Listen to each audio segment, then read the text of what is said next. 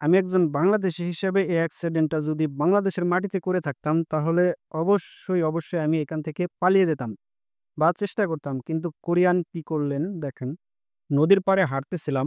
হঠাৎ করে দেখি একজন কোরিয়ান মাটিতে শুয়ে কিছুটা শব্দ করে চিল্লাচ্ছে।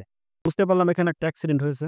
অ্যাক্সিডেন্ট হওয়ার সাথে যিনি অ্যাক্সিডেন্ট করছেন সেই ব্যক্তি গাড়ি থেকে নেমে পুলিশকে ফোন করেছেন। তো পুলিশ ৫ মিনিটের মধ্যে ঘটনাস্থলে চলে আসে। কিন্তু আমি একজন বাংলাদেশী হিসেবে যদি এই অ্যাক্সিডেন্টটা করে থাকতাম তাহলে আমি কি করতাম? যে এখান থেকে দ্রুত গাড়ি নিয়ে পালিয়ে যাওয়ার চেষ্টা করতাম। অবশ্যই এটি যদি বাংলাদেশে হতো। কিন্তু কোরিয়াতে যদি আমি বাংলাদেশী হিসেবে অ্যাক্সিডেন্ট করে থাকি তাহলে আমারও পালিয়ে যাওয়ার কোনো সুযোগ নেই। কারণ এখানকার আইন সম্পর্কে এখন আমরা জানি। কারণ এখানে পালিয়ে গেলে তার জন্য আরো ডবল শাস্তি এবং পালিয়ে যাওয়ার কোনো রাস্তা বা সুযোগ নেই। পালিয়ে যাওয়ার কোনো সুযোগই নেই। এজন্য কোরিয়ানদের মাথায় পালিয়ে যাওয়ার কথাটা ভুলেও আসে না। প্রতিটা জায়গায় সিসি ক্যামেরা, রাস্তা থেকে শুরু করে বাসা থেকে বের হলে রাস্তা পুরোটাই সিসি ক্যামেরার আন্ডারেই।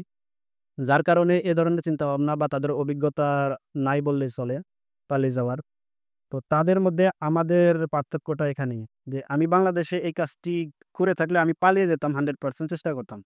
কিন্তু এখানে পালিয়ে না গিয়ে সরাসরি পুলিশকে ফোন দিয়ে যেখানে অ্যাক্সিডেন্ট হয়েছে সেখানেই ভুক্তভোগী উপস্থিত থেকেই দুজনে মিলে সমস্যাটা সমাধান করে থাকেন পুলিশের মাধ্যমে।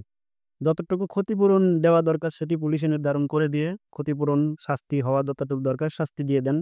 এতে কোনো আপত্তি বা কারো কোনো কিছু বলার থাকে না।